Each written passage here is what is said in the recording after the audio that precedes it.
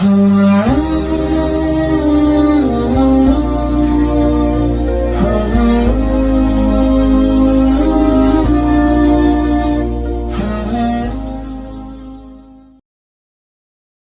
بالله من الشيطان الرجيم بسم الله الرحمن الرحيم واستبق الباب وقدت قميصه من دبر وألفيا سيدها لدى الباب قالت ما جزاء من أراد بأهلك سوءا إلا أن يسجن أو عذاب أليم قال هي راودتني عن نفسي وشهد شاهد من أهلها إن كان قميصه قد من قبل فصدقت وهو من الكاذبين وإن كان قميصه قد من دبر فكذبت وهو من الصادقين سبحانك لا علم لنا إلا ما علمتنا إنك أنت العليم الحكيم دین روان دی آیاتن مبارک کے اللہ تعالی جل شانہ عم نوالہ ارشاد فرمائل کہ کلا عزیز مصر خزے یوسف علیہ السلام پا کمرہ کے ځان ترا را بند کو او دروازے ټولے بندی کړې وي یوسف علیہ السلام ځان تراغب کولو هر هلا هر مکر او فریب وکړو او هغه و دغه خپل فریب او مکر کې کامیاب نشولا او باوجود اصرار کولو د غلط کار باره کې اوس یوسف علیہ السلام ته چې کله دا خبره په ذهن کې رااله چې دا ښځه خو ما اوس په حال پرېږدي نه نو د دی نه د ځان د بچ کولو دپاره منډې شروع کړه اگر چې هغه ته دا پته وه چې دروازې ټولې بندې دي تالی ورته لګېدلې دي و دروازې دي و ورته تالې لګېدلې دي خو الله ته په خپل زکه سوال وکړو چې یا الله زما وس کې خو صرف دا منډه ده باقي چې کوم دي دروازې کولاول دا ستا کار دی او چې کله یو بنده همدغه شان اراده وکړي نو چې کوم کار د بنده په کم طاقت د بنده وي او دی د خپل طاقت استعمالی او بیا کم کار چې د بنده د طاقت نه بهر وي نو هغه بیا الله تعالی د هغه دپاره لارې کولاوي څنګه چې یو زمیندار تخم وکري د هغې نه مخکې چې کوم دی په ځمکه کې یوي وکړي ځمکه نرمه کړي تخم پکې واچوي هغې له بیا اوبه ورکړي د هغې خیال ساتي دا د زمیندار وس او طاقت دی او دغه دانه چې کومه ده اچولې ده په ځمکه کې د خپل طاقت مطابق کار وکړو باقي د هغې نه بیا شاخ راوتل بوټي راوتل بیا هغې دپاره پخول لپاره د نور د حرارت ضرورت دی بیا په هغې کې د مټاس دپاره د سپومې د شواګانو ضرورت دی بیا د دانې او د دانا جدا کولو د پاره د بوسنا د هوا ضرورت دی نو دا ټول کارونه بیا الله کوي نو دغه شان یوسف علیہ السلام چې کله د تیښتې اراده وکړه منډې وهله الله ورته دروازې کولاولې او چې څنګه یوسف علیہ السلام منډه وهله نو شاته ورپسې بیبي زلیخا هم په ډېره تیزۍ باندې منډې وهلې او دی رانیو او شاته د کمیس نه نیولې په دغه دوران کې چې کله دی دا منډه وهله دروازې کولاوېدې چې آخري دروازې ته راورسېدل نو هلته بیا چې کوم دی الله د هغې حال بیانوي چې واستبق الباب وقدت قمیصه من دبر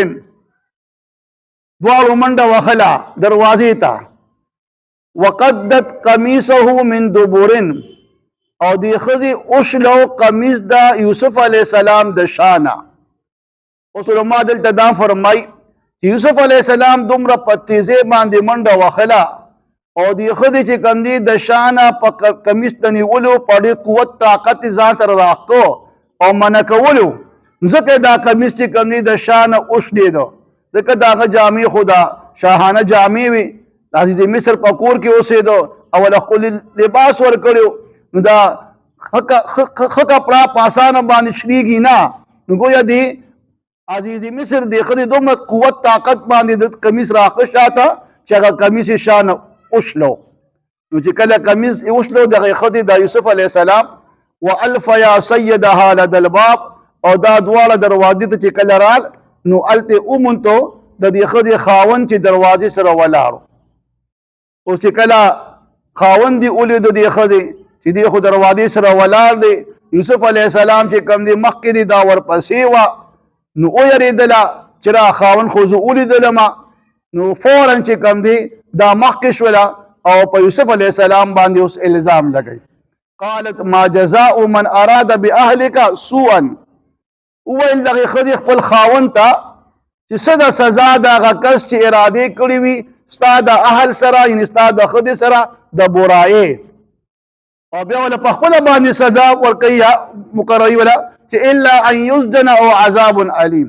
یا خو دې چې کوم دی په قید کې واچولی شي او یا دې دله عذاب درناک ورکړي شي. او چې کله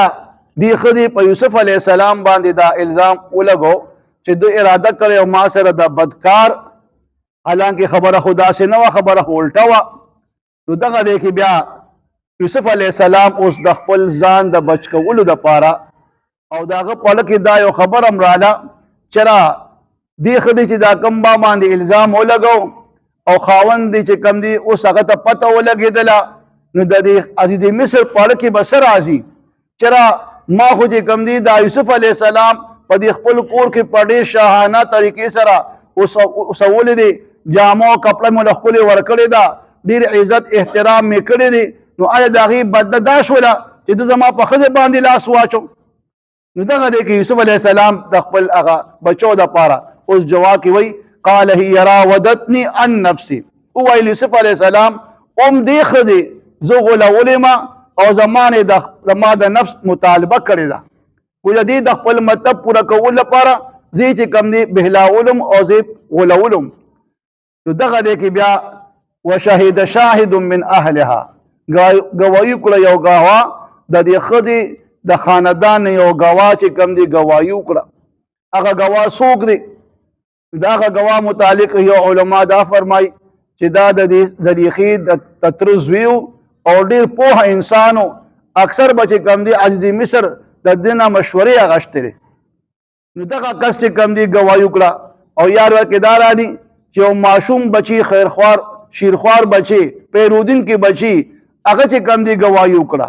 او بیا چې کوم دی ګواهي په یو حکیمانه انداز سره وکړه چې دا د فیصلې دپاره بلکل چې کوم دی لاره همواره کړه چې ان کان قمیصه قد من قبل. دغه ګواه دا وویل کچرې کمیس کچرې وي دا کمیس د یوسف علیه السلام شلیدلی قد من قبلو د مخکې طرف نه نو فصدقت بیا دا ښځه رښتینې ده وهو من الکاذبین او بیا دا یوسف علیه السلام بیا دروغجن دی. وان کان قمیصه قد من دبر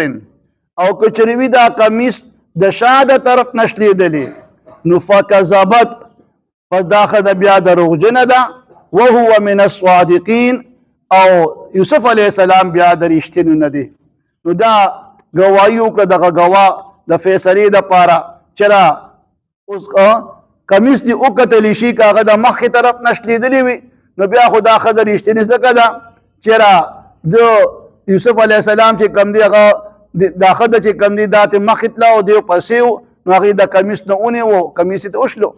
او چې هر کله د شا نه کمیس لیدلی دی نو دې کې دا خبرې ته اشاره ده چې یوسف علیه السلام ته ځان بچ کولو او دې ښځې چې کوم دی هغه شا طرف نه دې ځان ته راښکلو او کمیس یې وله وشلو. نو لهذا بیا دا چې کوم دی دا دروغجنه ده او یوسف چې کوم دی هغه خپله خبره کې رښتینې دی. واستبق الباب منډه وواله دواړو دروازې طرف ته وقدت قمیصه من دبرن وشلو دې ښځې قمیص د یوسف علیه السلام د شا د طرف نه والفیا او ملو شو دې دواړه یا یې ومونته دې دواړو سیدها خاوند د دغې ښځې لدل باب اخري دروازې سره. نو بیا قالت وویل دغې ښځې ما جزاو خپل خاوند ته ووایي ما جزاو څه د سزا من اراده د هغه کس چې اراده کړی وي باهلک سوءا ستا د اهل سره یعنی ستا د ښځې سره د برایې الا ان یسجن او عذاب علیم سوای د دې چې یا خو د دې قید کړی شي او یا د ولا جسمانی عذاب درناک ورکړي شي. نو قال بیا جواب کې فرمایل یوسف علیه السلام هي راودتنی عن نفسی دې ښځې زمانه د خپل نفس مطالبه کړې وه یعنې زه غولولم او د خپل مطلب پوره کولو لپاره ما ته چې کوم ما ځان ته ماله کولو کوشش کولو. وشهد شاهد ګواهي وکړه یو شاهد من اهلها د دغې ښځې د خاندان نه یو کس سیوی ان کان قمیصه دی گواه دا اول که چریوی قمیص د یوسف علیہ السلام قد شلیدلی من قبلو دا مخ کی طرفنا نو فصدقت پس دا خدا بیا رشتینی دا وهو من الکاذبین او یوسف علیہ السلام دروغجن دی. وان کان قمیصه او که چریوی قمیص د یوسف علیہ السلام قد شلیدلی من دبرین د شاده طرفنا نو فکذبت پس دا خدا بیا په خپل بیان کې دروغجن ده وهو من الصادقین او یوسف علیہ السلام بیا رښتینی دی. واستبق الباب دواړو منډه ووهله دروازې طرف ته وقدت قمیصه من دبر او اوشلو دغې ښځې قمیص د یوسف علیہ السلام د شاده طرفنا والفیا او وی منتلو دې دواړو سیدها خاوند دغې ښځې لدل باب دروازې سره. نو قالت دغې ښځې بیا خپل خاوند ته ووایي ما جزاو څه د سزا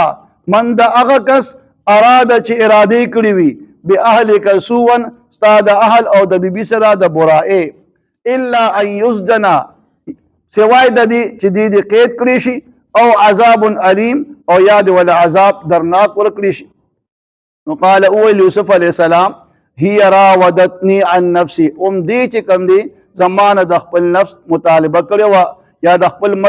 مطلب پوره کولو لپاره زی غولولم. وشهد شاهد او گواهی وکړه یو شاهد یو گواه من اهلها چې د دغې ښځې د خاندان نو ان کان قمیصه که چېرې وي قمیص د یوسف علیه السلام قد شلیدلی من قبل د وړاندې طرف نه نو فصدقت پس بیا دا رښتینې ده ښځه خپل بیان کې وهو من الکاذبین او یوسف علیہ السلام په خپل بیان کې بیا دروغجن دی. وان کان قمیصه قد من دبر او کچریوی قمیص د یوسف علیہ السلام شلیدلی د شاده طرفنا نو فکذبت پس بیا دا خدای دروغجن ده وهو من الصادقین او یوسف علیہ السلام په خپل خبره کې رښتینی دی.